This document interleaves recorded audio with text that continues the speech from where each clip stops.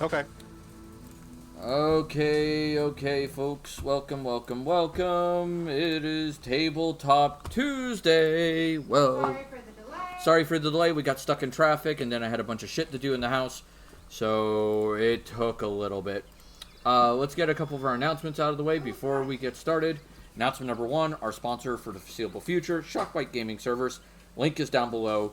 $2.50 per server, and it goes up from there depending on what you need.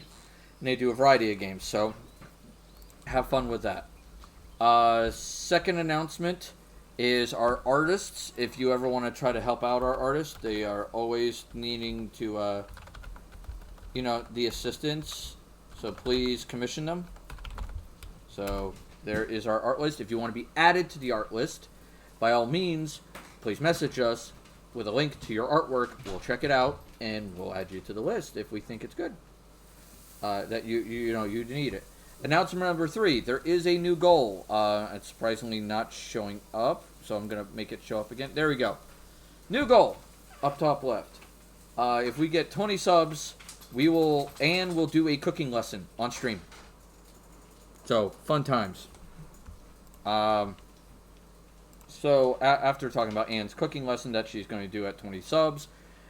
Let's get into it. And who do we have here today? Well, my continuous partner in, mayhem and mischief. That'd be CandidGamera. Hello. Damien, get out from back there! No! Oh. He's probably the more sane one out of the two of us. I mean, for a certain value of sane. Certain value of sanity, yep. So, what are we talking about today? Well, today, if this comes up, yep, it's going to come up, cool. Where's my goal? Oh, there it is, bottom left. There we go. I don't think that's going to work there. Oh, yeah, I can. Okay, that's fine. Alright, so what is the goal? Well, sorry, not the goal. What is the discussion today? We're going to be talking about Paladins. Yes. Not Rangers. Not Ranger. We thought I was mistaken. I accidentally put Paladin in front of a Ranger in front of Paladin like an idiot. So we were going to be talking about Paladin. Lizen's like, yay, Paladins! Insanity is overrated. Yes, we are talking about the Deus Vault boys. So I will say that Paladin is probably my favorite martial class. I have played it in every version of D&D from 2nd onward. Same. And yeah, I just really dig the Paladin, though I will say, as many will point out, it is one of the D&D classes that you're most likely to get someone to play it like an asshole. Yep. Thank you. Oh no, it's yesterday. Okay. Yeah, you tend to have assholes that want to play Paladins because they want to impose their will on the party, and they see the Paladin as the traditional party leader. Right. Which, don't get me wrong, you can build them that way. Yeah. But only if the other party members are down with the idea. Right, and I think that, you get into some of the lawful stupid stereotype, quote-unquote. Yep. Now, the other class I will say that's kind of bad for this would be the rogue, but that's more of the, I'm going to steal from the party than or I'm going to keep the party from having fun. Or that, or the edgelord. Yes. The, oh my god, massive edgelord, like, hi, I have a grim and dark past, you wouldn't understand it because, you're not as, been suffered as much as I have, and it's like, okay, fine, that's fine. No, you want to hear about my backstory? Please let me tell you my backstory. Yeah, it's just like, fucking Christ. Yeah, it's bad. So, let me make a statement real quick, overarching about Paladins, when it comes to the various editions. In 2nd Ed, Paladin was extremely restrictive. Yes. The Paladin I played in 2nd Ed was called a Cavalier. And in 2nd Ed, Cavaliers couldn't use ranged weapons. At all. But you got like huge bonuses versus demons and dragons. Yeah, and of course you had the warhorse, which was pretty cool. Yeah. Now, the Cavalier in 2nd edition, was that your kit? That was a kit. Okay. Because I was going to say, in 1st edition, the Cavalier came first and the Paladin was kind of an offshoot. Yeah. In second ed, they reversed it. Yeah. Wizen says, I was once a paladin in a mud, facing down a demon in an RP tavern. Pally was young and wanted to start some shit, and the demon was like, why? And drank tea. Yeah. Why? Now, second ed paladin was pretty potent. Yeah. They got a lot of potency. Hi? Sit. Uh-oh. We're Sit. feeding the puppy. Ah, fuck. What? Just made me open it back up. Oh, god damn it. Just give it to him. I was trying to get him to sit before I handed it to him. My wife opened up a wound on her finger again. No. Sit. Eat it. It's actually delicious. I was trying to show the audience feeding the puppy a green bean, but then my wife reopened a wound, so I was like, okay, maybe not. He's still good. Yep. He's gonna run off with it. Of course he is. Now, I'm going to say between Pathfinder, which I consider the better version of 3.5. Yeah. And that's just my opinion. I've had some people say, no, 3.5 is better than Pathfinder. And I'm like, why? Opinion. It's not. Yeah, no. Like, Gamera agrees with me. It's not. Like, I can't see a reason why people would think 3.5 is better than Pathfinder when literally Pathfinder does everything 3.5 does except more. Yeah, I mean, Pathfinder took 3.5 and said, here are the problems, let's fix it. It's like 3.75. It's an update. It didn't break anything as far as I'm concerned. Now, there is a caveat to this. I run Paladins in my setting for Pathfinder differently than the stereotypical book. Alright? Tricks are lucky. Woo, I'm here. I got the tab up, but I'm at work in a meeting, so no sound. Okay. Cool beans. And that is, in Pathfinder, Paladins, and the same with 2nd Ed, same with 3.5, same with 4th Edition, they could only be lawful good. Well, yes, and they started to introduce, like, some archetypes or, different variants, like the anti-paladin. And I think Pathfinder started to break away a little more with some archetypes, like changing the alignment requirement, but really, yes. 5th Edition was where you got out of that kind of pigeonhole. Yeah, pigeonhole. In Pathfinder, I run Paladins of every alignment except for neutral. Sure. Like true neutral. So, like, I call lawful good Paladins, Paladins. Neutral good Paladins, benefactors, I think I called them, or something like that. Let me double check. I have this on a spreadsheet at one point. So please forgive me. It just crossed my mind. I forgot to bring up this spreadsheet. Notes. There it is. What did I call them? Sentinels. Sorry, I called neutral good Sentinels. Chaotic good were Avengers, but you could also call them Liberators. By the way, thank you for the check-ins, Trickster, Loki, and I'm the Overlord. For lawful neutral, I called them Justicars. For chaotic neutral, I called them Anarchs. And for evils, lawful evil is Tyrant, neutral evil is Malefactors, and chaotic evil is, of course, standard anti-paladin. Sure. And I feel like those are decent names. Sure. I if vaguely recall back in the way back, there was a Dragon Magazine article that was like, Paladins of every alignment. And it was for 3.5. Okay. I remember that article, because I used it heavily. Yeah. Because let's be brutally honest, every god would have a paladin. Yeah, I mean, the early editions viewed Paladin very specifically as the kind of holy knight of the Catholic Church, like the Paladins of Charlemagne, the Peers of Roland, and that was kind of what Gary Gygax's head was at, or whoever Gary had writing for him at the time. Right. And then later on, we got into this idea, well, yeah, every god would have, like, a, divine champion of some kind, right? Yeah, it totally makes sense. It's like, why wouldn't you? It seems dumb as hell. Okay. So there is that, and that's kind of important to keep in mind. Like, you want to make sure you have those options out there.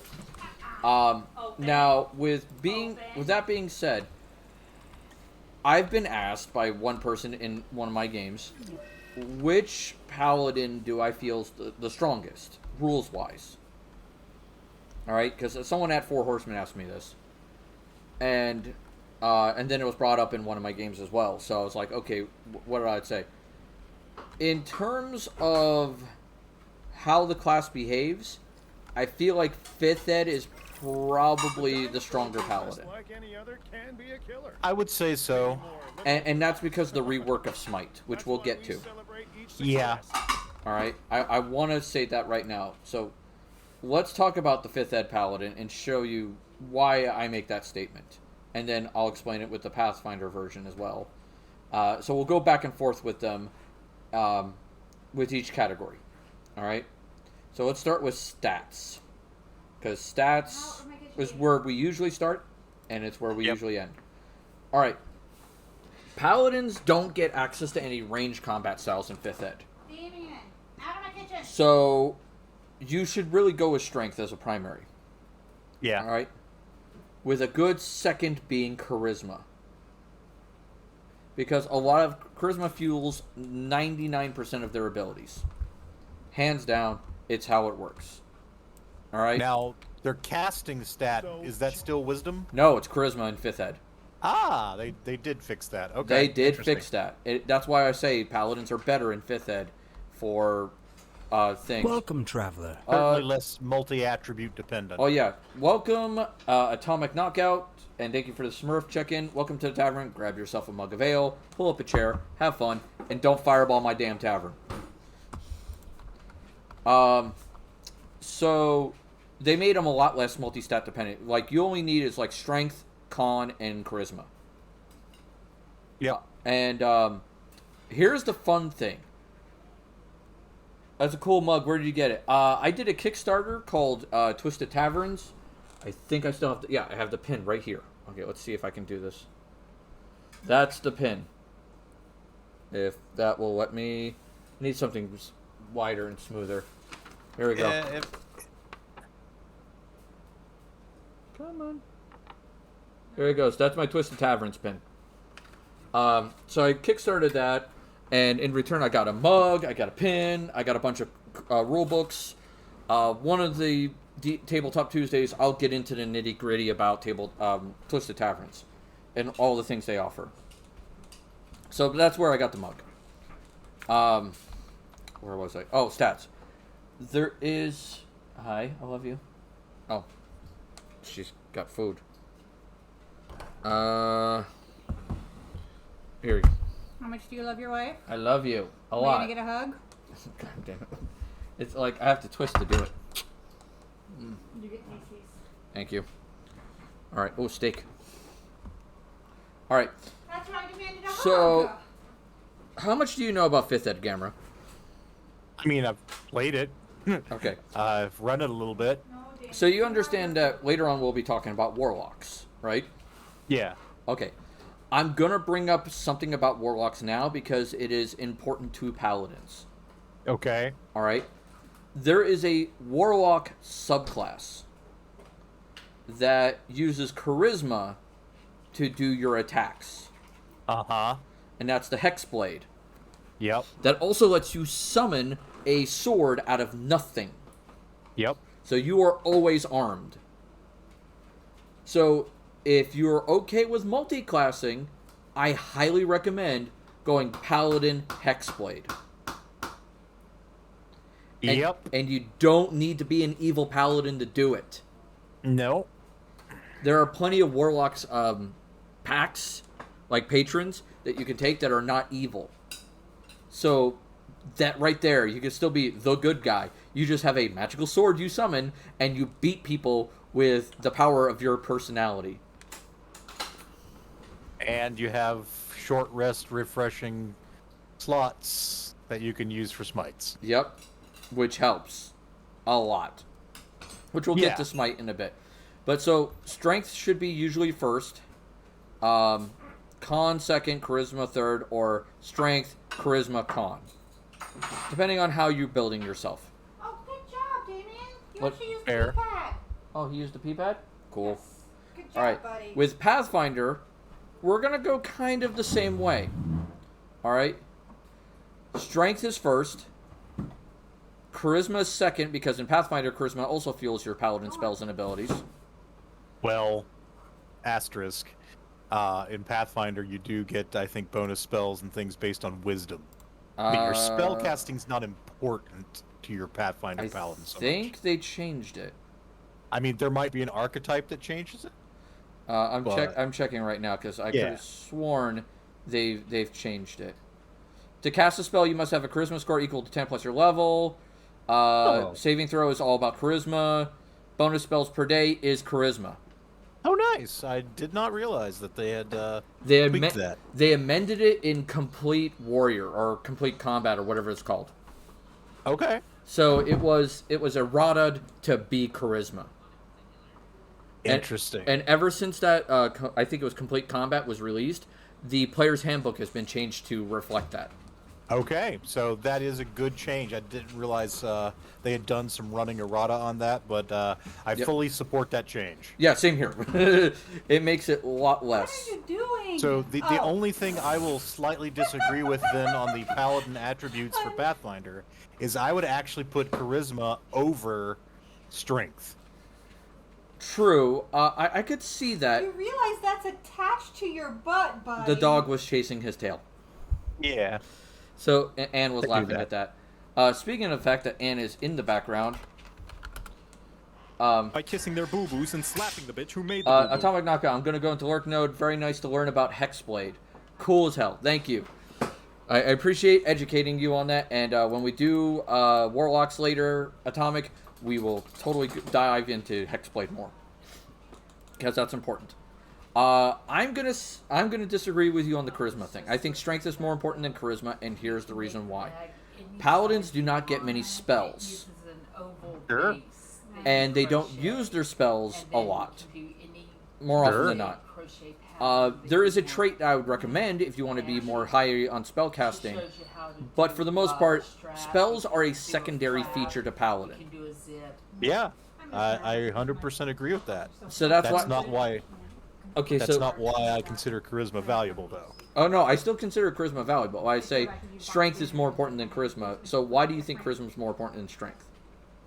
Level 2, Divine Grace. You have your dinner. Mommy wants her dinner. Also, Smite Evil. So, what do you think of them? Okay, those I can see being useful, but the problem is you're not going to use Smite Evil as often They're not Ray to make it sunglasses. worth the enhance. Well, it depends on the difference between strength and charisma first. If your strength and charisma aren't that much different, then this argument's moot. But if there is a difference between your highest and your second highest stat, Right.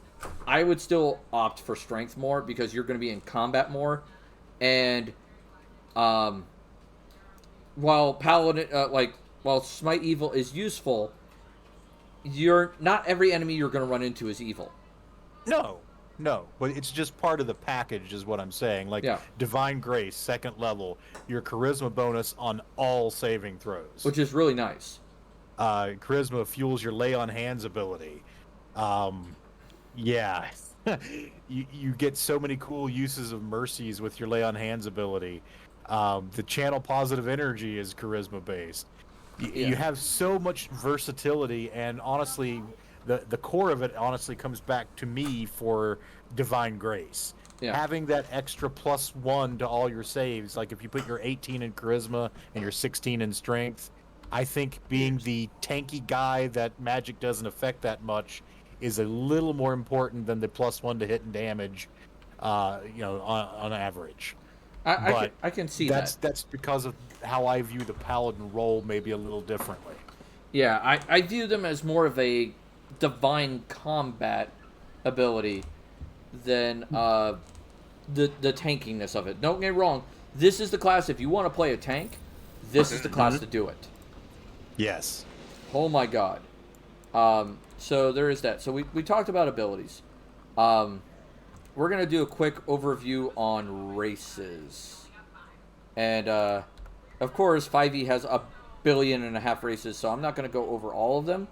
Right. But I am going to cover the ones I feel are the most useful. Right, and For of course, the short version is you want pluses to strength and charisma. You want mobility enhancement if you can get it. Right. But surprisingly, Aarakocra make poor paladins. yeah, I don't see them being good paladins because they're not. They can't fly. Yeah, In heavy armor, they can't fly. yeah. Danny, your door better be shut. ASMR is a great choice. Mm-hmm. The stereotypical one. And you have a lot of good options there. The Fallen is great for fear, crowd control. Protector is temporary flight. What did you find? A green bean. Yeah, it's a green bean. Okay, Scourge is also really kind of cool, and I love it. All three are good. I'm trying to see if there's anybody else that stands out. I'm looking through like the big race list. Dragonborn is not a bad choice. Dragonborn Paladin's a good classic. No fights. Yep, classic. Centaur is okay No bites. if you are okay with the fact that you're going to be a charged creature. Yes. All right. Glistening, when we were talking about that earlier, we were talking about Pathfinder Paladin versus 5e Paladin. So in 5e, yeah, most of your spell slots are smite slots. That's usually how it works, unless you have a spell that really is helpful for, you know, getting things taken care of. I gotta find out where the hell that is so I can kill it. Dwarves make excellent paladins, especially mountain dwarves. Earth Genasi are amazing paladins because they get to go through difficult terrain at no penalty. They get Blade War as a bonus action, and it makes it a lot easier to opt with a two-handed weapon instead of a sword and shield, and you're still okay. And Dark Vision and Pass Without Trace usually compensate for the paladins' usually horrific stealth. Yeah, they are not sneaky. Please bring it down just a little bit. Okay, You're fine. echoing. Thank you. Hell. Eldrin's also a good choice because, once again, you have teleportation. So that is really helpful. Trying to see anybody else. Githyanki, once again, super helpful. They can jump, they can Misty Step. The Astral Knowledge will help beyond your face skills. All good choices. Surprisingly, Goblin Paladins are not a bad choice, but they're not a great choice. It's, once again, Fury of the Small. Yeah. Nimble Escape, which is super helpful. Which is weird, but it still works. Goliaths are decent paladins, but once again, they're not the best. So there is that. Half-elves make excellent paladins, especially standard half-elves, because you can get all those face skills that, you know, are more difficult to get. Yeah. Human, the variant human, the only good version of human, pretty much. I know Sure. we disagree on that occasionally, but for the wording of that. But variant human is gold standard. You can make them do anything. The updated kobold from 1D&D works fairly well, and the classic customized origin also works fairly well. So that's not bad. Minotaurs make exceptional paladins. Lots of charging abilities, lots of strength-based abilities. You better be in bed. Some improved toughness there. Yeah, you can definitely wreck some face. Damien, down! Orcs make full orcs make decent paladins because of that adrenaline rush for the temporary hit points. Dark vision, Rose, 2 go to skills. bed. Why is your shirt wet? So a lot of cool stuff there. I mentioned Satyr in a few other classes, and Satyr once again makes an appearance in Paladin because you get 2 skills. You get the Fade Creature type, which means hold person, charm person, basically take a fucking flying leap. Yep. No one gives a shit anymore. And then you get magic resistance, which is damn helpful. And that super jump ability they have. Which, dang, that's helpful. Yeah. Nice mobility. All right, great mobility. Long tooth shifters are good paladins because, once again, paladins don't use the bonus action that much. So getting a free bite attack is extra damage. Tabaxi are not bad paladins. If you're going to build a dex-based paladin, it's a good choice. Otherwise, tieflings have 2 variants that are actually good as paladins. And it's not the one you think. Winged tieflings, not that great. Because you can only wear medium armor. Yep. So it is the Glacia tieflings and the Devil's Tongue tieflings. And the reason why those is the Glacia adds trickery to the paladin. Some of the abilities you get gives you trickery options. Which is always unexpected and fun on a paladin. Oh yeah. Taz, hey Ruby, how's it going? Is this Jurassic World Evolution? Yeah, the second one. I'm playing that in the background while we're talking about D&D stuff. The Devil's Tongue tieflings give you some utility and some great offense options, which is really helpful. Mm-hmm. Let's see what else. Triton, if you're playing an underwater campaign. The Warforged, once again, they're big, they're beefy, they're tanky. And you don't have to sleep. Yeah. That's really helpful. Yanti, once again, great paladin choice because you're resistant to poison and magical damage. Except in the customized origin, you get dark vision, poison immunity instead of poison resistance, and magic resistance. Which just sounds straight up better. Yeah, it's just like, all right, hit me with all the poison you got. Let's go. It is like, why? What? If you know your DM's going to throw poison enemies at you, then by all means, play a damn Yanti and make your DM cry. Yeah, see, I guess my experience of that race from previous editions, I could never let them be a PC race because I just view them as too evil and corrupt, but, you know, that's more on me than anything. Yeah, that's what he's supposed to be doing. Yep. In the house. Alright, so that is the races for 5e. Let's talk about the races for Pathfinder. Once again, anything that gives you... Go down. Go to bed. Go to bed. Down. There's a lot of noise in my background, I apologize. Down. Yep. Down. Anything that gives you strength, con, and charisma, all good choices. Yep. And you don't have to worry about dexterity. No, you don't need dexterity. Shut your You door. can dump intelligence. You can, now you can sort of dump wisdom. Yeah. I mean... The only reason why I'd make dexterity and wisdom any higher is for the saves. Yeah. If I just wanted to have the most ridiculous save ever. That's the only reason why I'd consider it. The only. So, I mean, there's that. So, what does that mean for the base races in Pathfinder? Well, for one, Down. I'm Down. still... Down. Anytime you're in a Over here. heavy armor situation, I have a hard time saying no to dwarves. Uh-huh. He was getting frustrated. Though you do take a penalty to charisma. No, where he couldn't Right. find it. And that is a the problem. downside. Just off the top of my head, not reading a list or anything, I recall Sully would make incredible paladins as they get +2 to strength and charisma, -2 intelligence. They get resistance to 4 elements. Yeah, which is really great.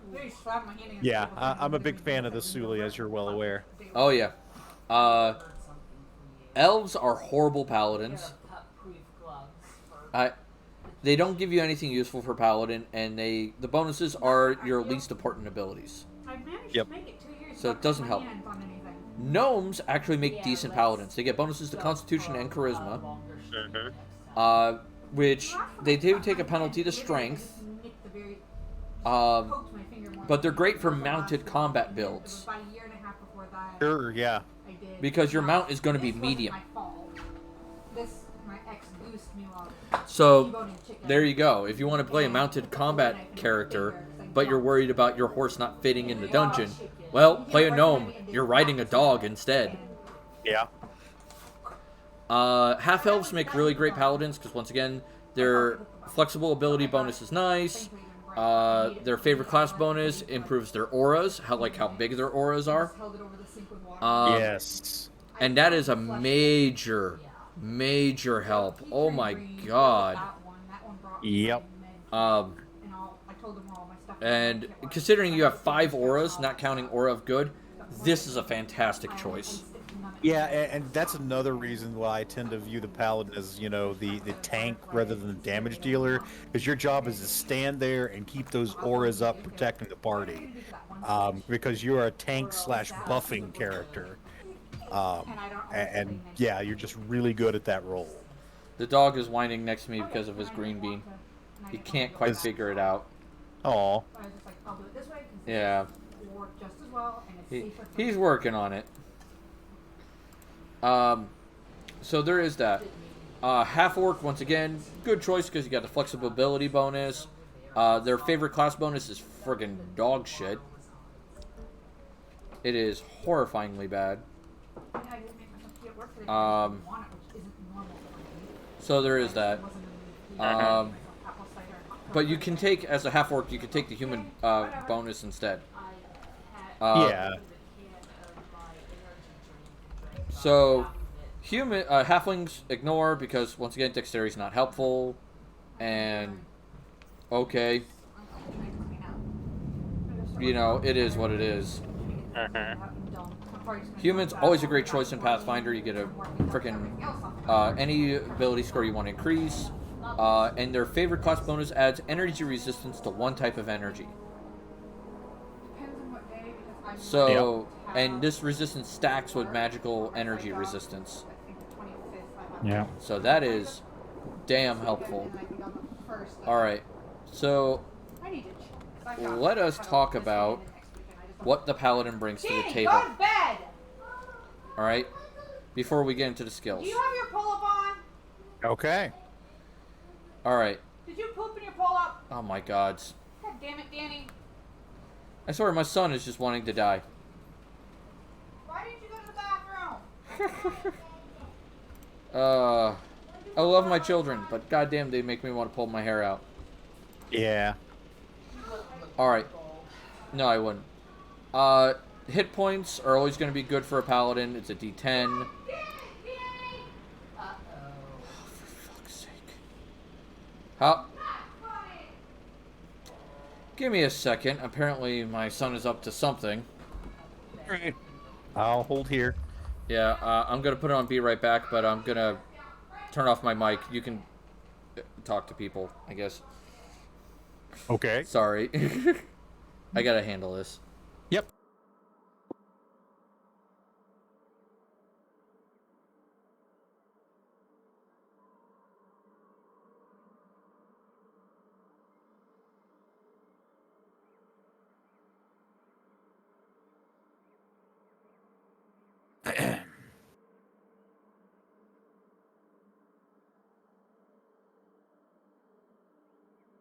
Yeah, Paladin is one of the few things that I played in 4th edition Dungeons and Dragons, and I actually enjoyed that campaign for at least a while. The GM was alright, so that makes all the difference, but, hello, Glistening Fey Fox.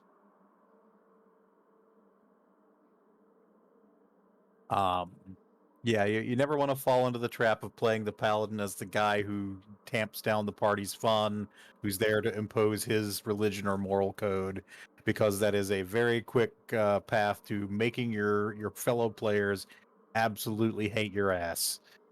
Just don't do it. Never do it, not once. If you can play the Paladin as a supportive guy who, yeah, okay, the thief wants to go steal something.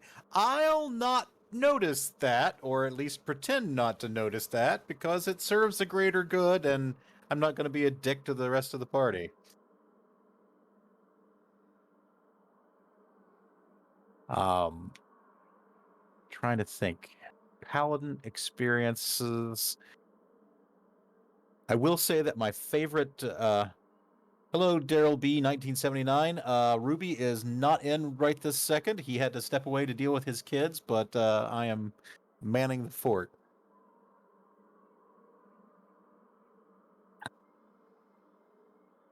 Yeah, my favorite NPC from my Pathfinder game that I most recently completed was a paladin, and he had taken an archetype that focused his abilities against dragons, and he was just absolutely a blast to play. He could, show up, help the party, and just, well, he rubbed one particular player's character the wrong way. Not the player, but like, oh, I think we've got him coming back.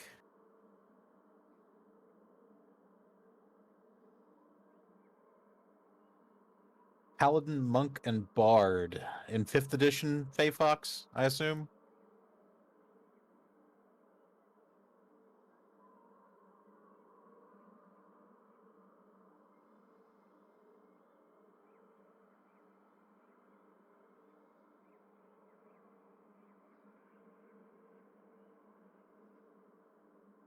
Nice. What I've done in 5th edition has mostly been limited. I have been in a campaign for a little while as a bard. I've played a couple of characters just as NPCs in brief appearances, including a paladin. I look forward to getting to try a paladin in a longer form game. But the game I'm in right now, I'm playing a lore bard. And we've got a monk, we've got a bard / paladin, which is an interesting mix you can do with the charisma focus. And we've got a warlock and a cleric.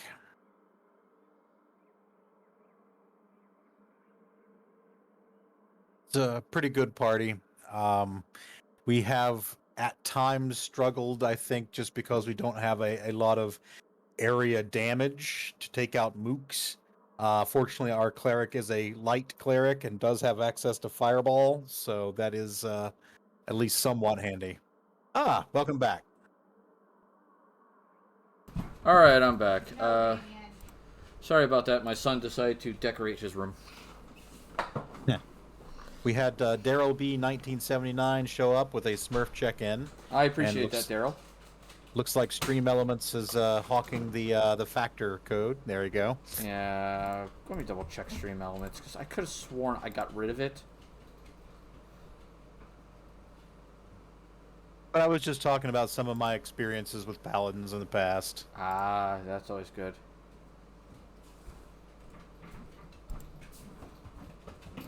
Maybe it's under timers. Yep, there it is, factor. There we go, timer gone. Okay, we fixed it. So it should not be showing up anymore. Alright. Oh, man. Alright. Sorry about that, folks. Alright, so back to Paladin. You were talking about your experiences with Paladins. Yeah.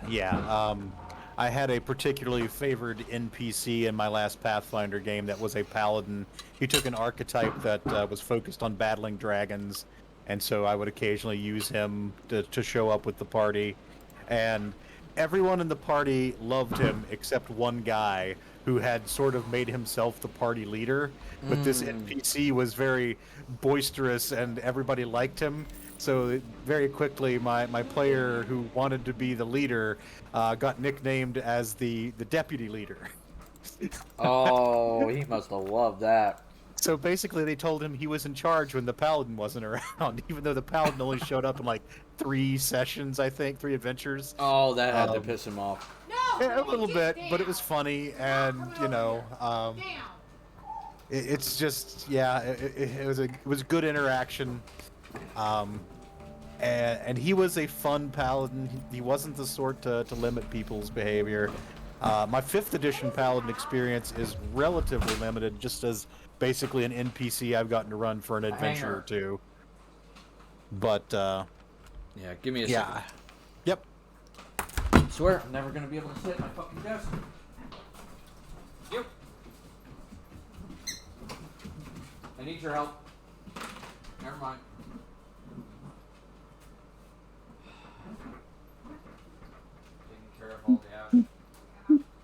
Oh, yeah, it's completely full. God damn. Seems like everything today is trying to get me to move away from the computer for like periods of time. Yeah. Very frustrating.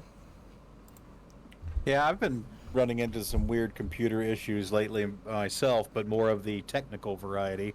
I'm having occasional blue screens, and I haven't been able to figure out what's starting to cause it, but... Fun times. Yeah. 5e Paladins. Cool thing is you don't have that divine save bonus Yeah. because they split the saves between all the stats.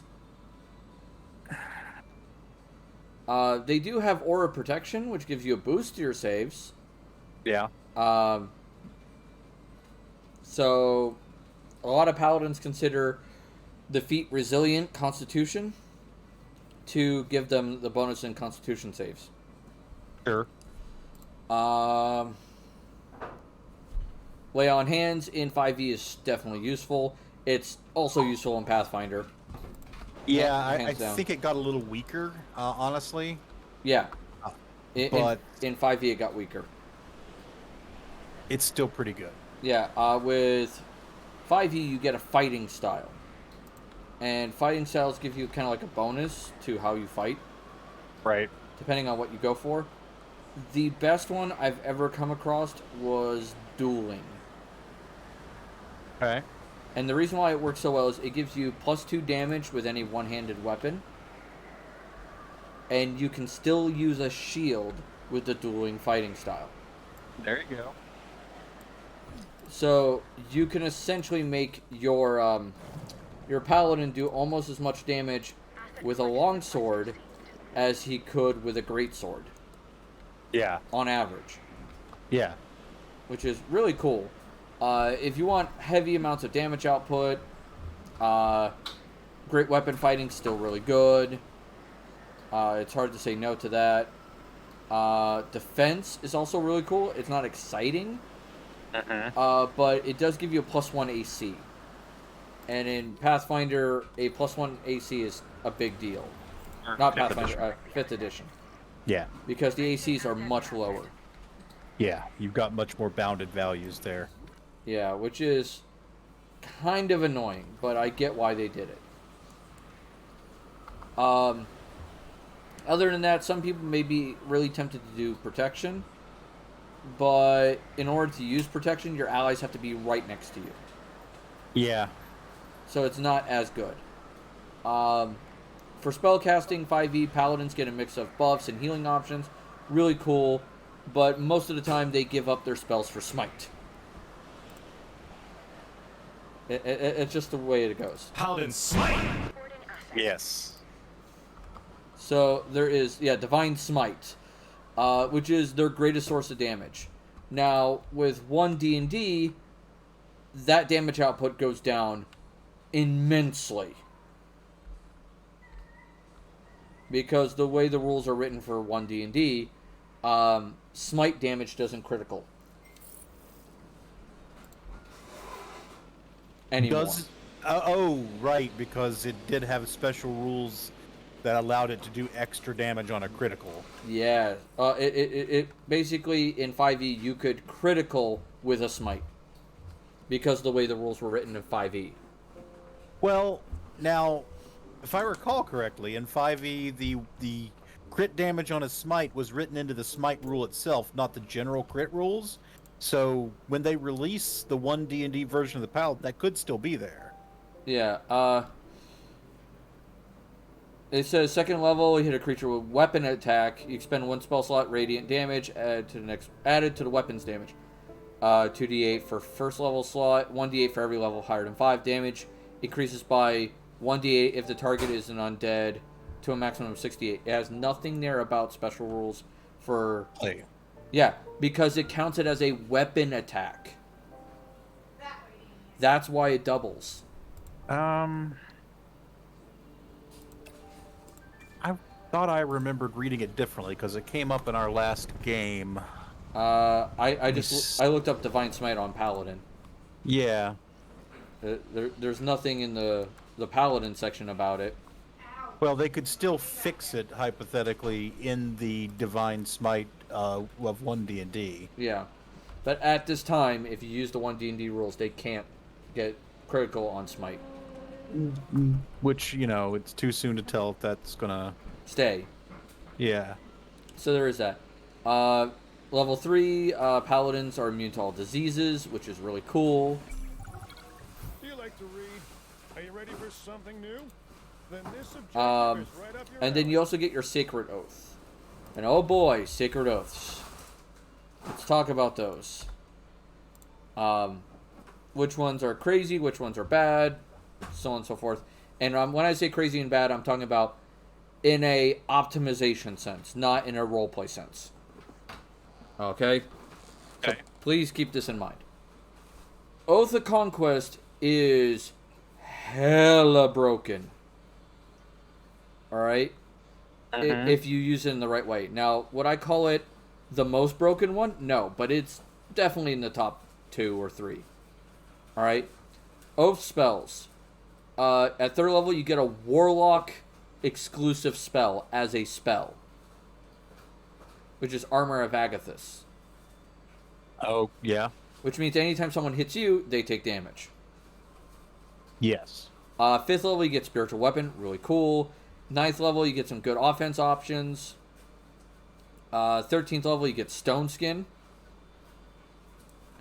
And 17th level, you get more good offense options. But the problem with 9th and 17th level spells are your spell DC is not going to be particularly stellar more often than not. It is what it is. Yeah.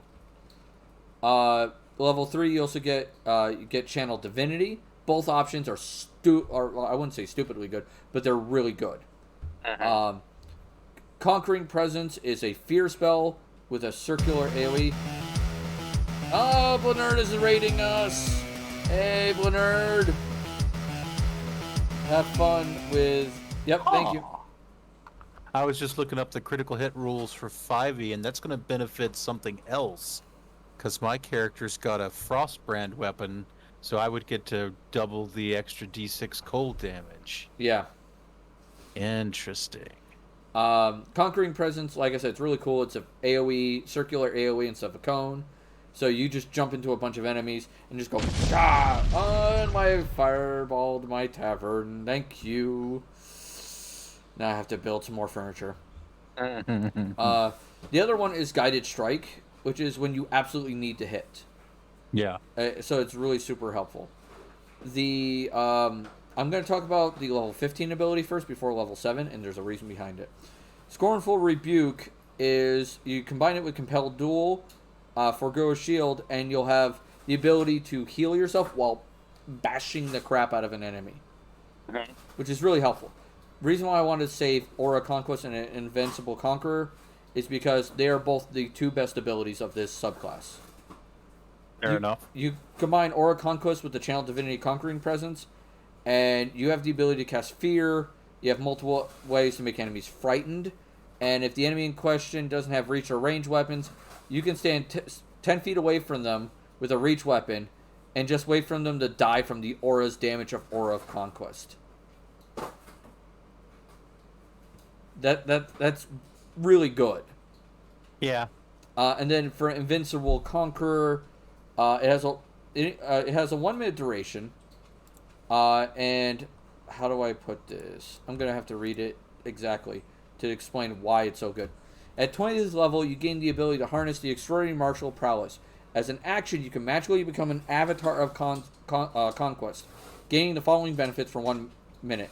You are resistant to all damage.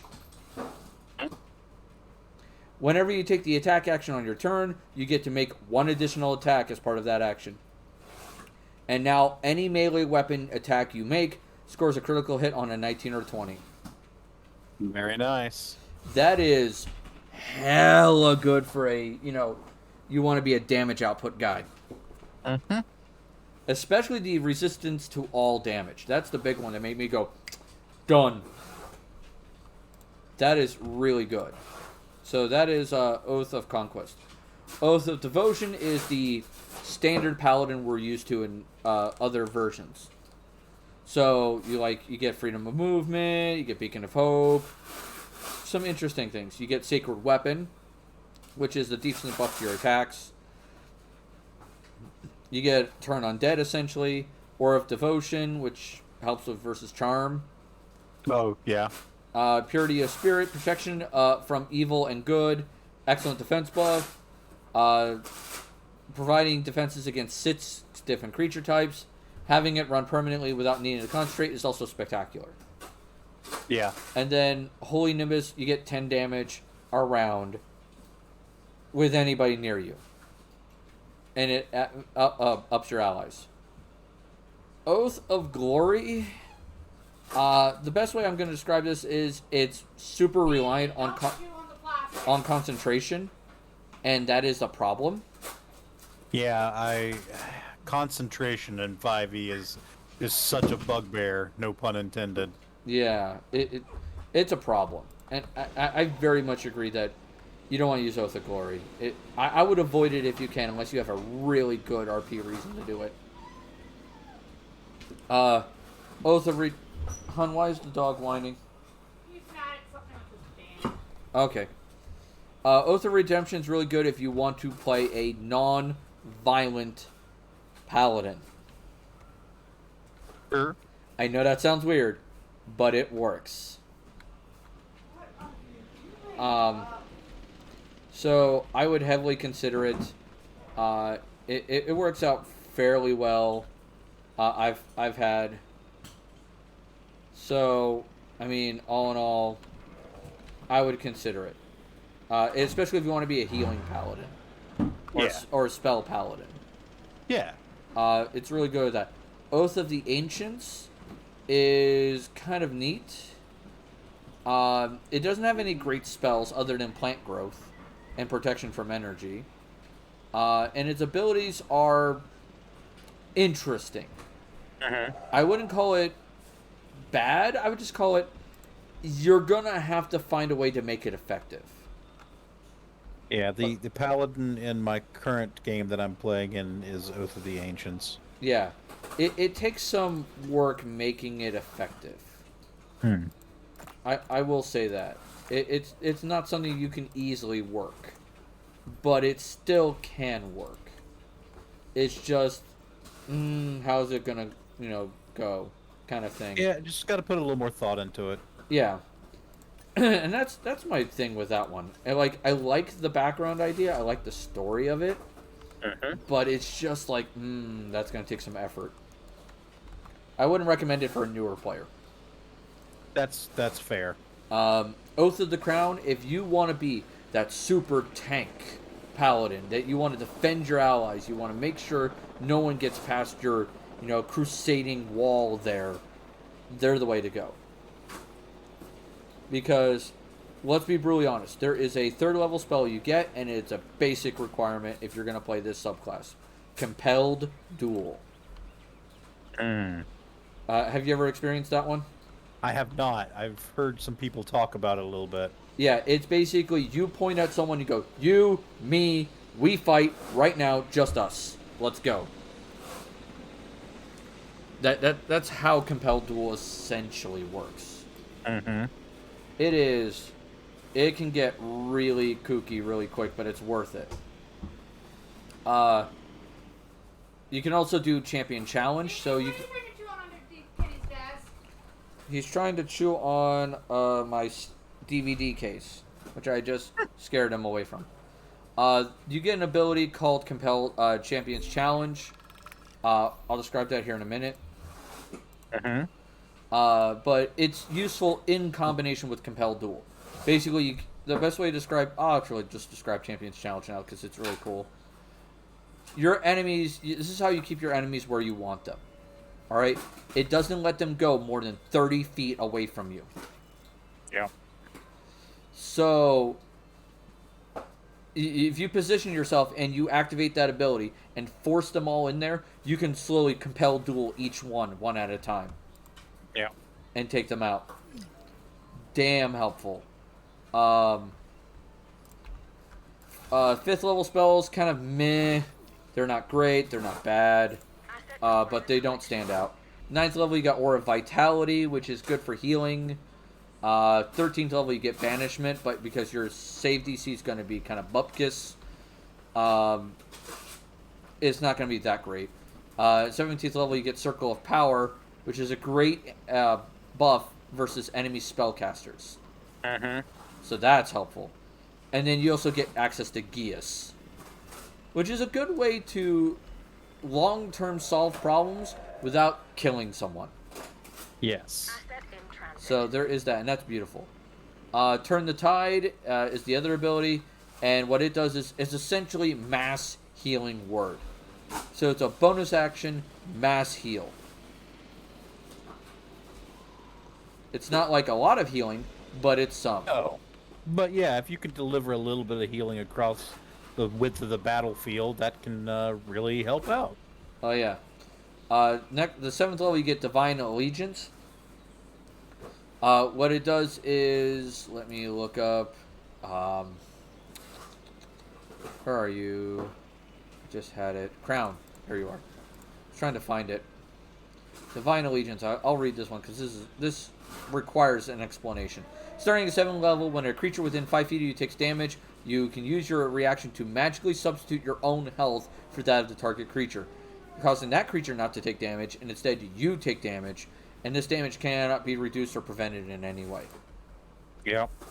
So this is amazing as a defense paladin to have if you want to make sure that you're playing the I'm the Uber tank, and you're going to be very much, I'm going to take the hit damage for him and then use lay on hands on myself to heal myself.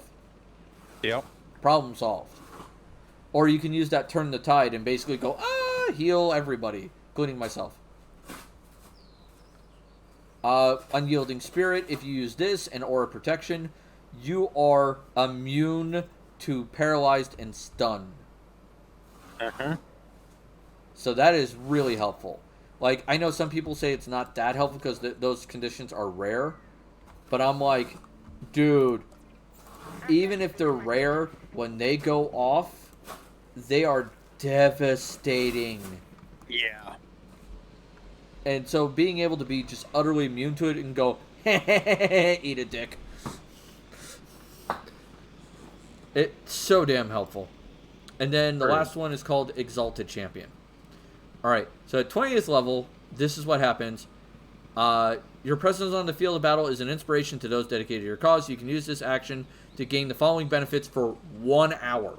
Not 1 minute, 1 hour. Nice. Alright, and this is for you and your allies. Right. Alright. You have resistance to bludgeoning, piercing, slashing from non-magical weapons. At level 20, that's not that big of a deal. It's not going to help much.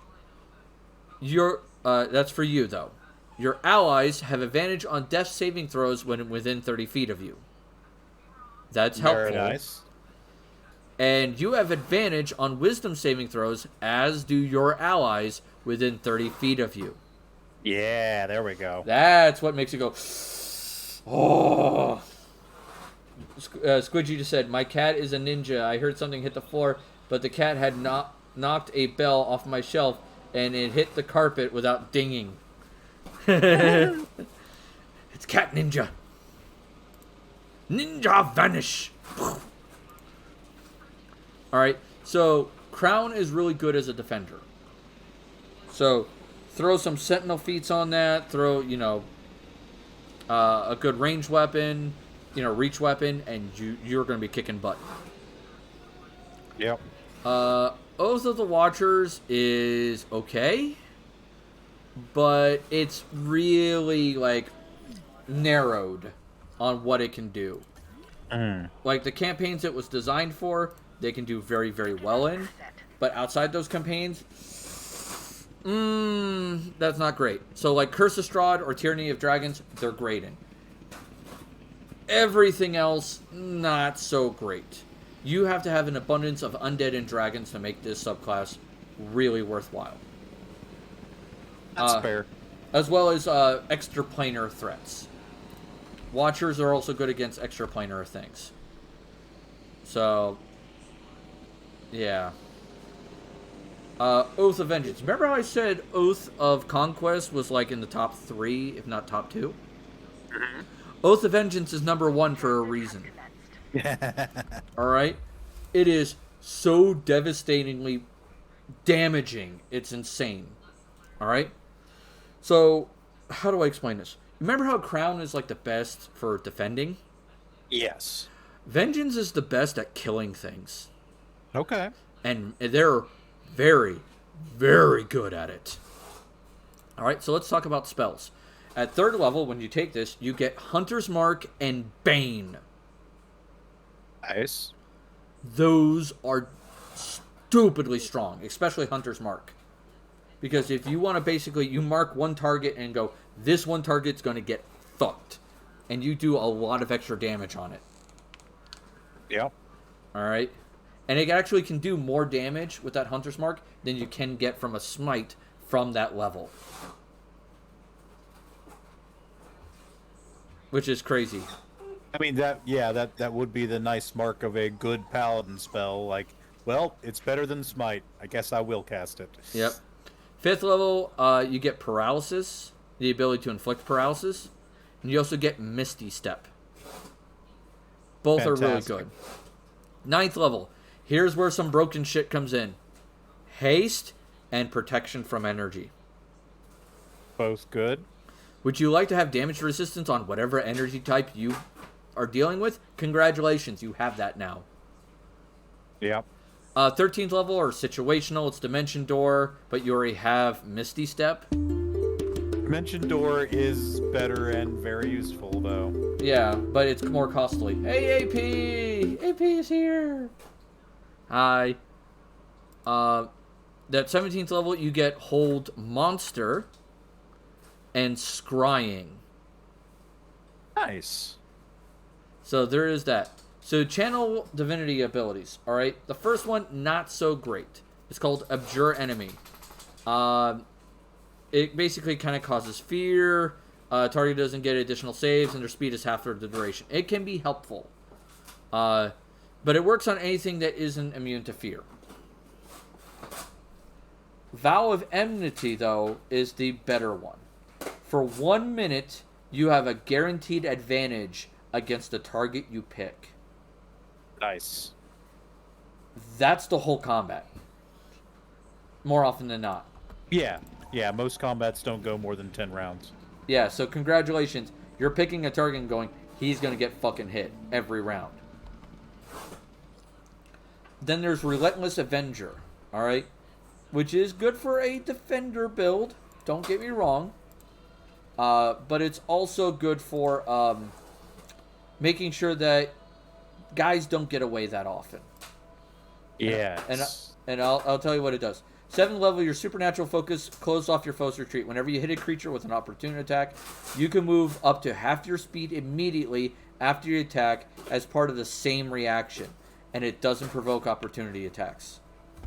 Nice. That is really cool. Then you get Soul of Vengeance, which is an extra attack. Whenever you speak your Vow of Enmity, that gives you greater power over your foe. Whenever a creature under your effective Vow of Enmity makes an attack, you use your reaction to make a melee weapon attack against that creature, if they're in range. Okay. So, right there is going to be painful. So, that is neat. And then, 20th level, you get Avenging Angel. And this is a transformation that lasts... fucking...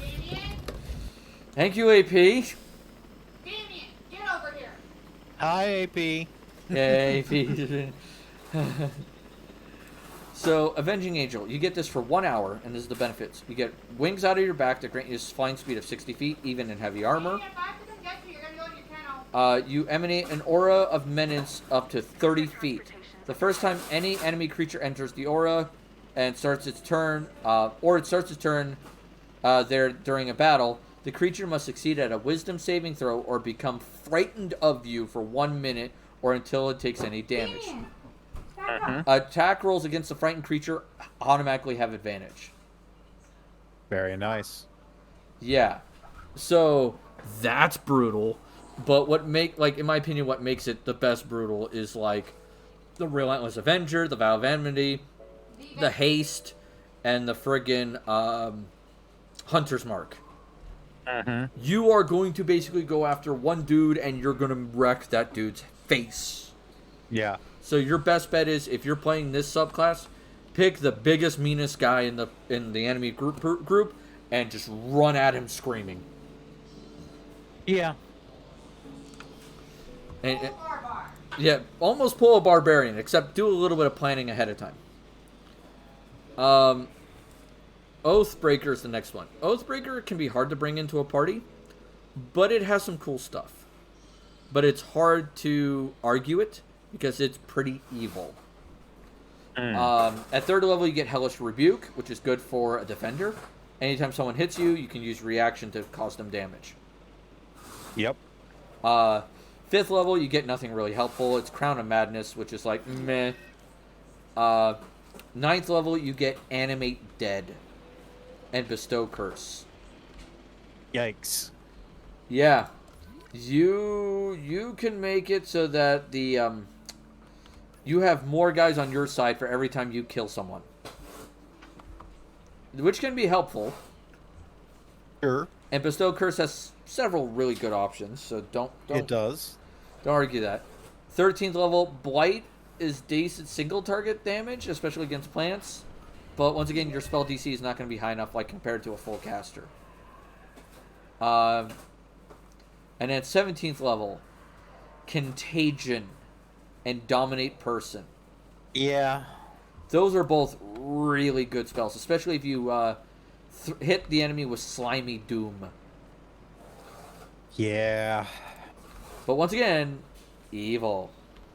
That is very evil, yes. Yeah, it screams evil to me. Your channel divinities are Control Undead, which that's self-explanatory. And the other one is Dreadful Aspect, which is better. So what is Dreadful Aspect? Well, let's talk about that as soon as I pull up Oathbreaker. Dreadful Aspect. As an action, you channel your darkest emotions and focus them into a burst of magical menace. Every creature of your choice within 30 feet of you has to make a wisdom saving throw if it can see you. On a failed save, they are frightened for 1 minute. If the creature is frightened by this effect, ends its turn more than 30 feet away from you, it can attempt another wisdom saving throw to end the effect on it. But if it's not more than 30 feet of you, away from you, it cannot end the effect. Right. Over here. So that can be helpful. Fly. Piss off. Aura of Hate. It's not terrible helpful in an adventuring party. It adds a bunch of damage to your weapon attacks. If your strength and charisma is decently high, you can add somewhere between 7 to 10 damage. Supernatural resistance. You get permanent stone skin. Nice. And then the last one is Dreadlord. At 20th level, you can, as an action, surround yourself with an aura of gloom that lasts 1 minute. The aura reduces any bright light within a 30-foot radius to dim light. And whenever an enemy that is frightened of you starts its turn in the aura, it takes 4d10 psychic damage. Nice. In addition, you and any creatures of your choosing in the aura are draped in deeper shadow. Creatures that rely on sight to have disadvantage on attack rolls against the creatures draped in the shadow. While this aura lasts, you can use a bonus action on your turn to cause the shadows in the aura to attack one creature. Make a melee spell attack against the target. If the attack hits, the target takes necrotic damage equal to 3d10 plus your charisma modifier. So it can do a lot of damage. Like, a lot. And that is the oaths. Alright? You get extra attacks or protection, which we talked about earlier, which is really good. Better proficiency than a proficiency in every save. Damn helpful. They get improved Divine Smite later on, and then Cleansing Touch. So, all in all, it can be... You can do some crazy shit with it. Yeah. So that is Paladins. subclasses in 5e. In Pathfinder, if we're going to talk about Pathfinder, their saves are amazing. They're way better than their 5e variant. Yes. So that helps. You get all the proficiencies once again, like martial weapons, simple weapons, shields, heavy armor. Cool. Divine Grace, really helpful, because that gives you charisma on all your saving throws. Stupidly helpful. The Lay on Hands is a way better mechanic in Pathfinder than in 5e, because you also get mercies, which allow you to remove conditions. And that is very, very helpful. Oh, yes. I love me some mercies. I thought it was a great addition to the Paladin toolbox. Now, mind you, if you play an evil Paladin, you get the opposite. Cruelties. I actually don't remember what they're called. I just, inverted mercy.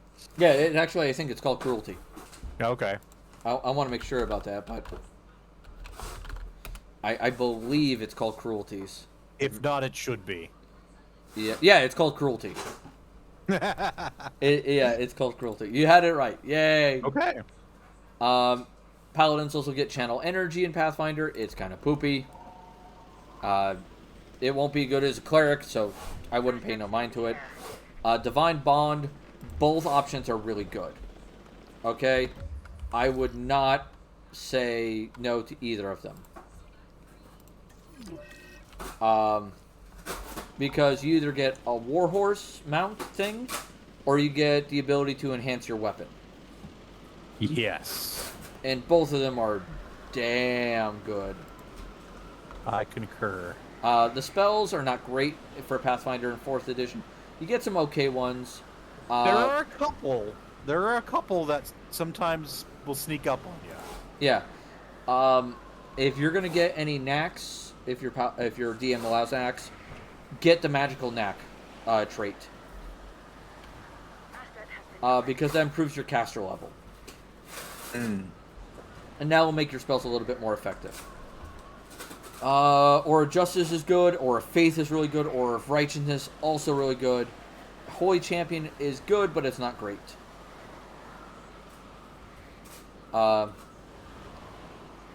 So there is that. I talked about traits. Magical Knack is super helpful. Sure. Omen is really good, especially if you want a face skill. The face skill Intimidate. Unscathed is okay, but you lose out on Magical Knack.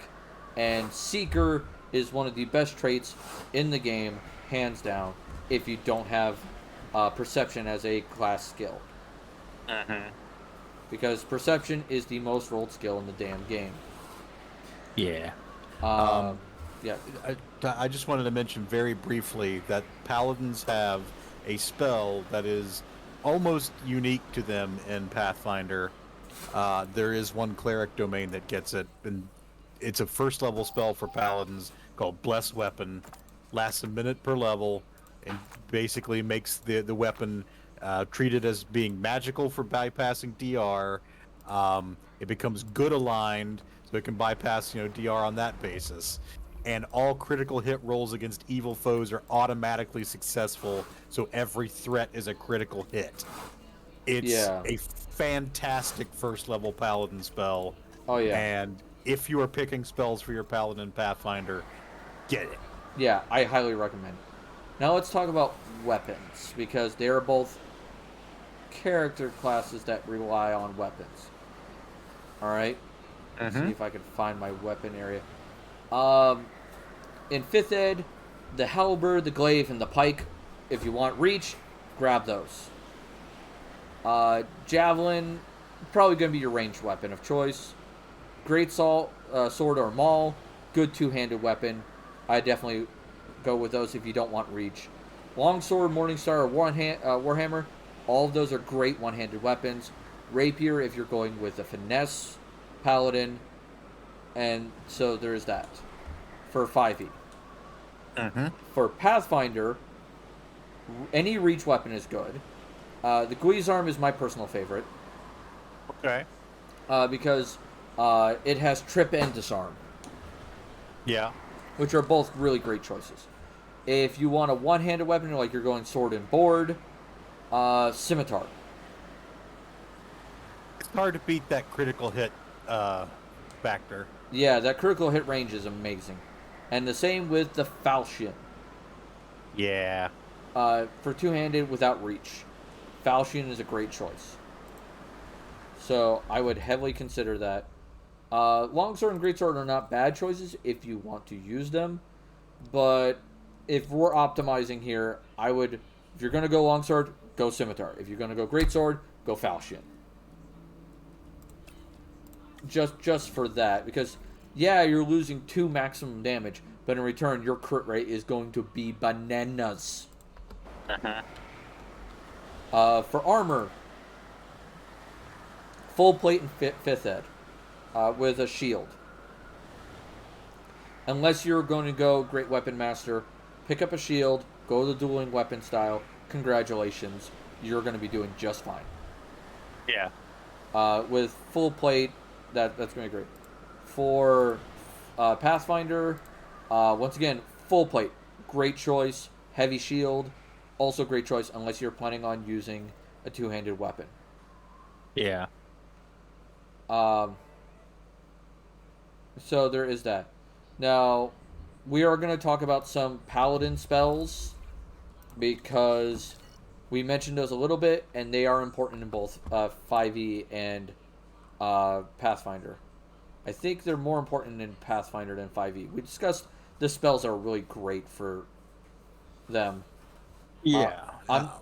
I will not discuss magical items for 5e because, once again, that is so up in the air about what magic items you will find. I will say that right now. But let's talk about the Pathfinder spells. All right? Yeah. Compel hostility. Damn helpful. Hero's Defiance. Also really good. And then there was the one you mentioned. I'm trying to remember what it was called again. Oh, Bless Weapon? Bless Weapon. Also great choice. All right? Yeah, Bless Weapon is just absolutely clutch. Combined with Smite, it is disgusting how much damage you can do to something that's evil. Oh, yeah. And combine that with, like, say, Compel Hostility, you will force them to you. Which is really helpful. Like, oh my god. For second level, Fire of Entanglement's pretty good. Paladin Sacrifices were really good. Righteous Vigor, combine that with Smite Evil. Ooh. That could be fun. And Saddle Surge only if you're a mounted character. That's fair. Third level spells. Inquisition's here. Hey, Inquisition. For third level, the only one I really recommend is Magic Weapon Greater. That is a nice spell. Yeah, because that's hours of duration, per level duration, and you get more than a +1 enhancement bonus. It's like, damn. For fourth level spells, honestly, Resounding Blow is the one that I tend to lean towards. Okay. Because it's rounds per duration buff, and a d6 damage per attack means that you'll get an impressive amount of damage out of it. And it also stuns. Done. Yeah.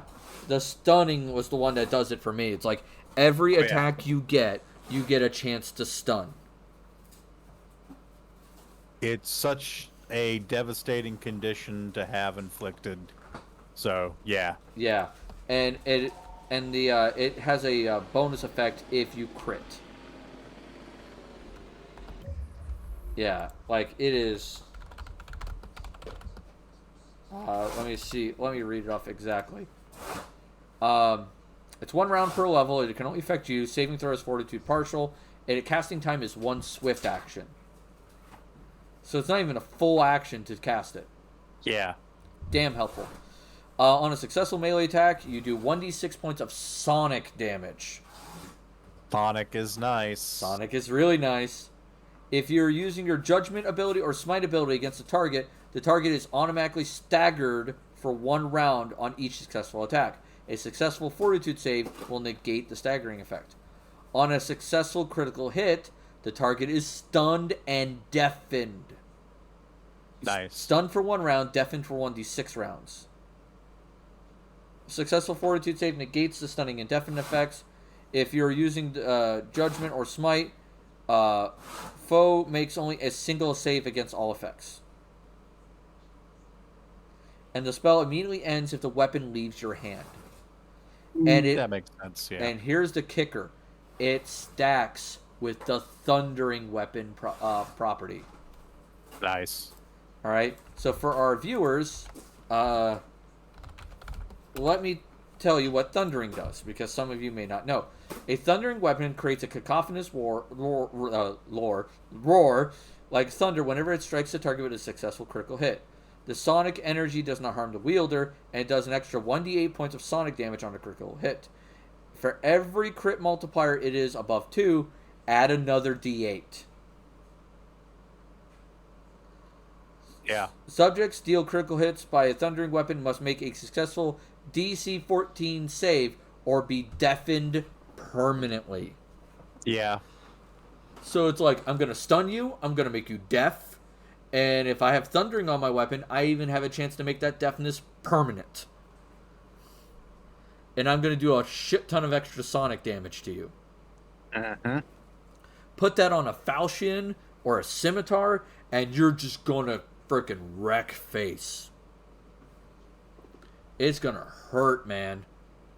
Though I might be tempted to do something with a higher crit multiplier rather than a better range. Just something with a ×3 to potentially get those extra d8s sometimes. Yeah, but the problem is, like, even with a like a lot of the ×3 and the ×4 weapons, their crit range tends to be 20. Yeah, I mean by design. Yeah, so you really have to work towards it. I think there's a, let me double check. I think there's a weapon that has a ×3 with an 18 or 19. There might be Yes. one. Yeah. The Falcata. Yeah. The Falcata has a 19 to 20 ×3. Yeah, the broken ass Falcata. I Yep. remember it well. Yep. Does a D8 of damage in medium. That has a 19 to 20 / ×3 critical. It's a one-handed weapon. And all you have to do to get it is give up 1 feat, which in Pathfinder, you'll have enough. Or make a custom race that gets it as a free exotic weapon. Yeah.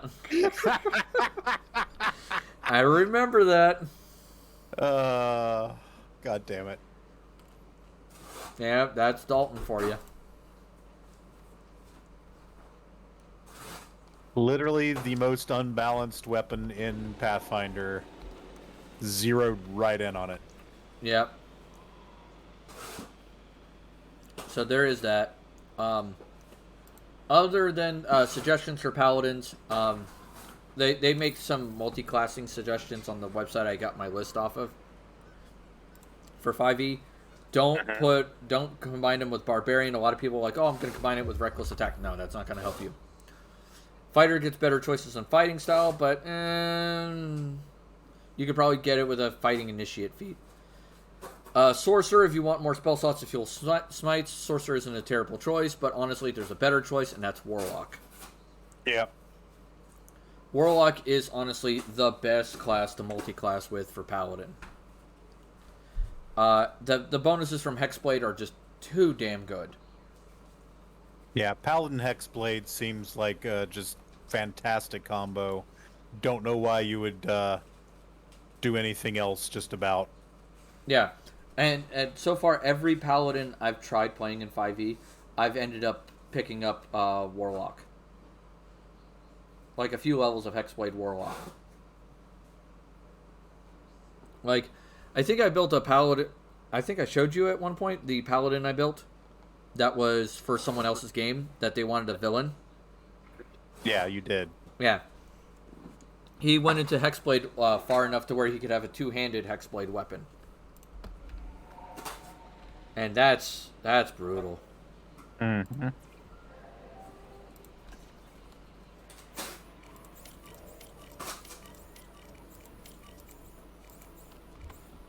So there is that.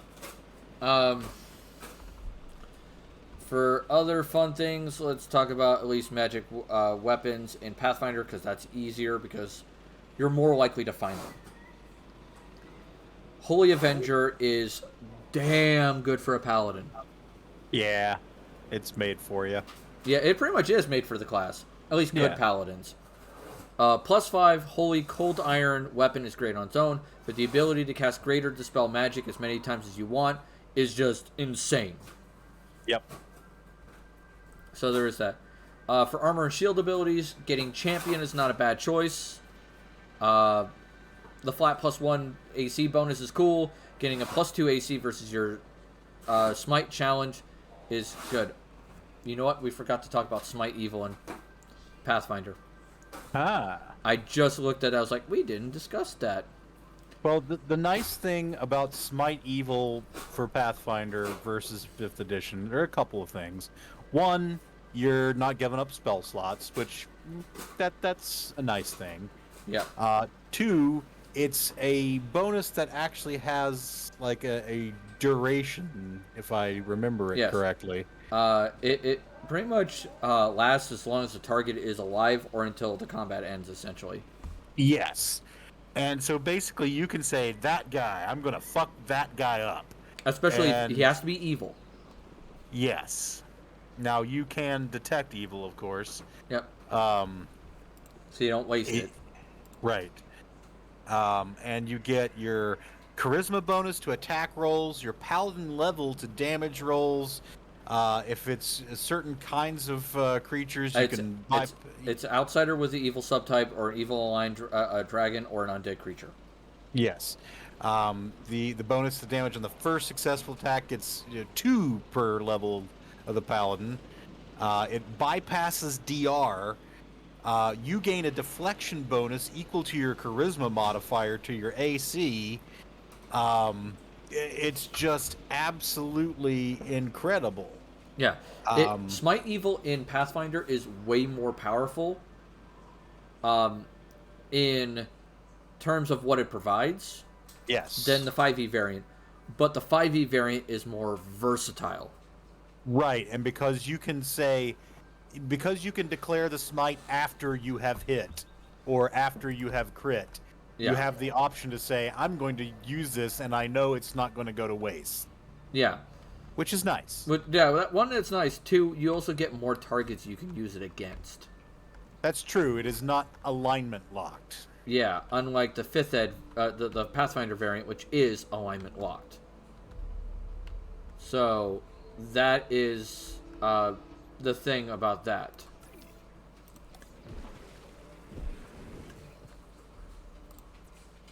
But yeah, the Pathfinder Smite Evil basically is your Kaioken.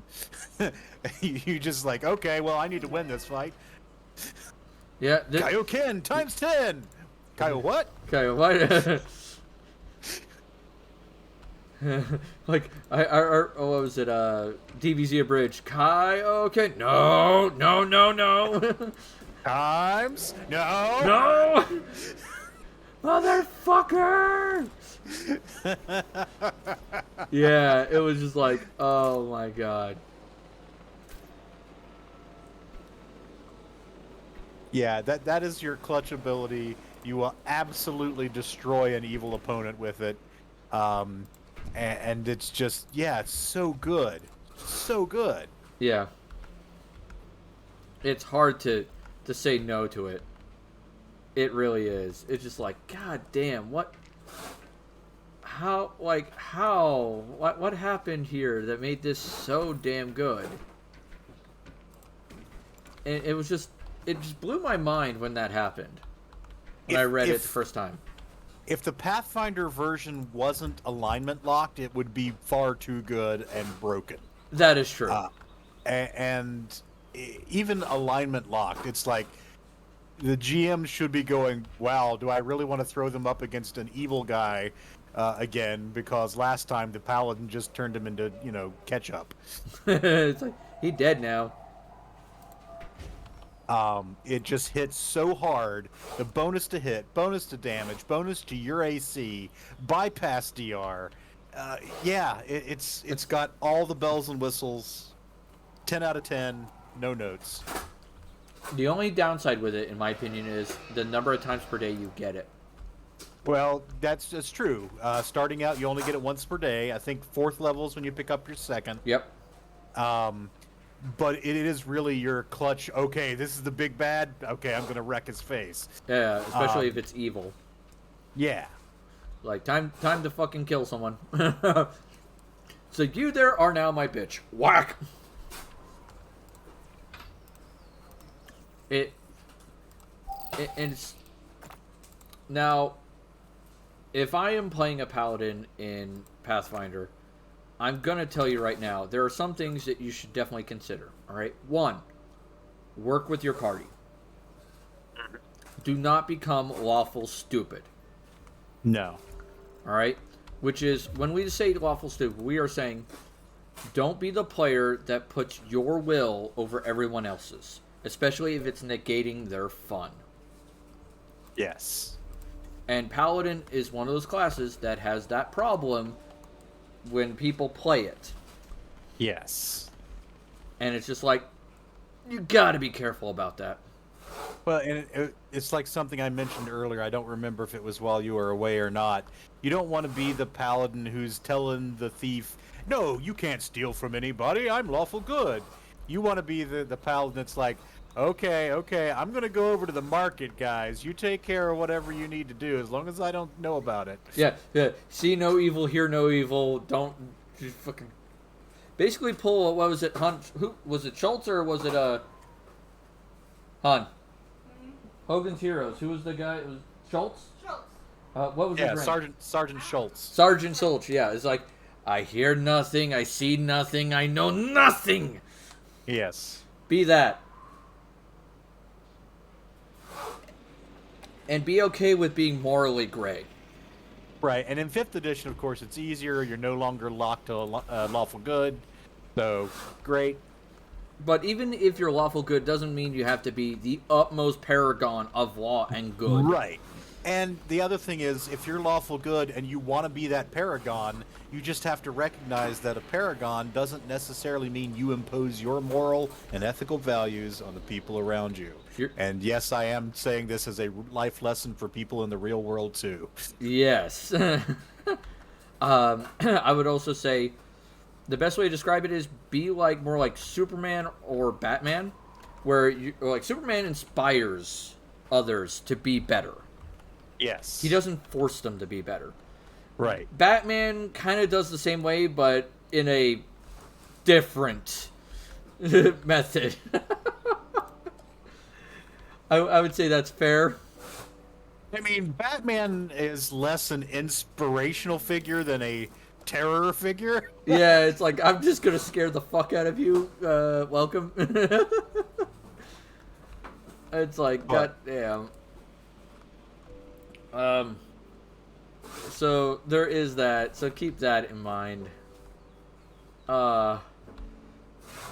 Other fun things you could do as a paladin.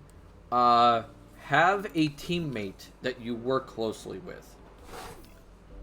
Someone who is a little off on the color scale, if you get my gist. Someone who's more morally gray than you. Yeah. So that you could turn to them and go, I'm going to go over here and you take care of this problem because I can't. Sure. And as long as the other person has an understanding of just don't cross certain lines. Right. You're not going to want to turn your back and let the party torture people, maybe. But if they need to, steal something important, then you don't want to necessarily get in the way of that. Yeah, or come up with the reason why you're okay with that. Yeah. Like, oh, I'm going to steal from the tyrannical dictator. That's okay. Yeah, and honestly, that's good general character advice. Find a reason for the character that you have to go along with what the party wants. Now, sometimes that's not possible, but generally speaking, you can find some way your character could justify it. Maybe even out of character, you'd say to the other players, like, hey, my character's not going to go along with this, but if you explain it to him, this way, or offer him this, or give him this guarantee, I feel like I can play him going along with it. So, work with the other people around the table so that your guy isn't the one holding up everything. Yeah. That helps. I think I'm going to change that to just. But yeah, the Paladin's not there to impose his morality and ethics on the rest of the party members. At best, he is there to keep them alive long enough to see the wisdom of his way. Yeah, it's like, help be careful, kind of shit. That is very much the idea behind it. One of my favorite Paladins anybody's ever run in one of my games was actually a Paladin rogue, a spy master type. And he was a Paladin of the god of truth in the aspect of seeking out the truth, particularly. That's neat. Yes. That is definitely neat. He was a fun character. Alright. God, I hate it when I feel like I have something up my nose and it's being a pain. 'Tis the season. Yeah, it is the season for allergy hell. Alright, let's see. It's about that time, so let's see who's on. Because there's a bunch of people on. Let's see, we got someone playing Apex Legends. That's Toxic 3. Stranger Danger is playing Dead by Daylight. Azure DeBlaze is playing Final Fantasy XIV Online. Same with Proving Wharf. What else is there? South Park Fractured But Whole. Oh, it's a repeat episode. Never mind. They're not live. Red Panda Docs is doing Destiny 2.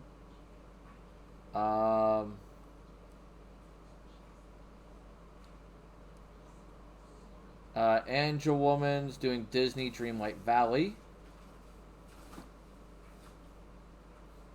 The Coup Continuum is doing Maneater.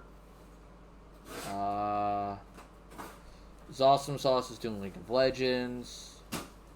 Thor's Dad Bod is doing Guild Wars 2. Listen, Denial's doing Assassin's Creed. If any of these sound good to the audience, by all means, speak up. I mean, we'll see what we got here. Why is Zariel's playing Fear Therapy? Puzzle Monkey Tree, Stardew Valley. Batty Chan, Inside the Back Rooms, Pilot Dave, Rimworld. Jahara Jade is doing Final Fantasy 12. Bricky is just chatting.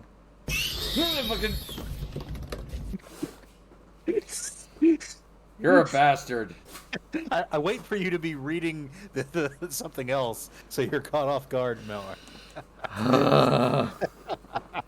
Oh my god. I don't know. Let's see. Anybody that stands out. His reactions crack me up every time. I'm glad you're entertained, my chaotic mod. By the way, AP, I'm making you into a monster for Pathfinder and D&D. I was going to do it for your birthday, but I couldn't get it done in time. I was statting you up. What I've determined is I'm making her a fae. Okay, I can see it. Because she's chaotic. Yeah. And likes messing with people.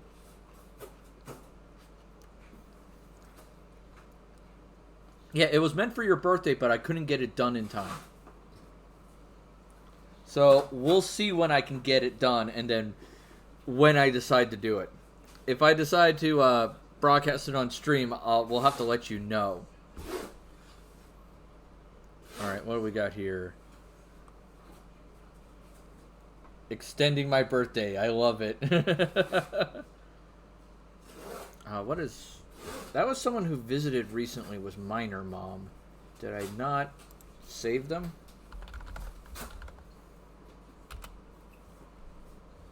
Let's see. No, I haven't followed them. No, wait, yeah, I have. There's Minor Mom.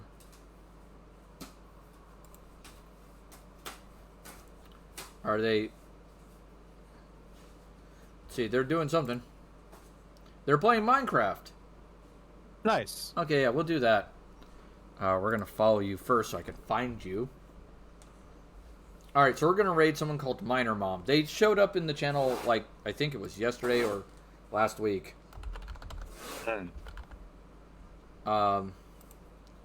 So we're going to raid them, give them some love, make sure that, you know, they understand that they are loved and are going to be well fed.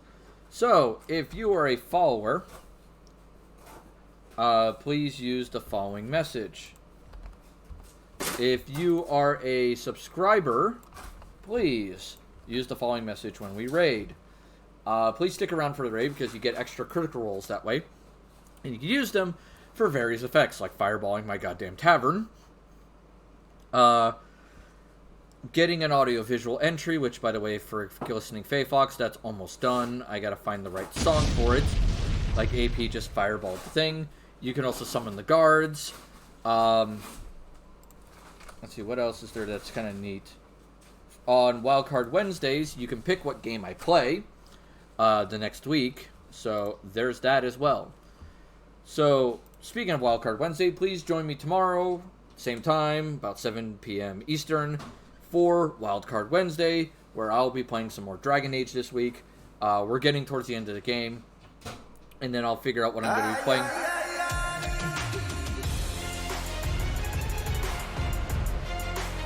Very nice. Oh, yeah. Look. Oh, no. Oh, God. What? Oh, me. What is this? This is so surreal. Am I on drugs?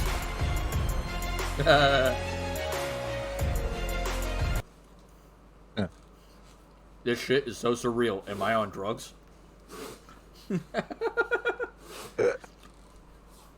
If you guys don't know where that's from If the Emperor Had a Text-to-Speech Device. If you haven't seen it, check it out. Alright, let's get this raid going. I hope to see you all tomorrow for Wildcard Wednesday, where maybe we'll be beating Dragon Age, or at least getting much closer to the end. And then from there, we'll figure out what we're going to play. Yep. So, until then, I'll hopefully see you all tomorrow. Stick around for the raid. Toodles! Toodles.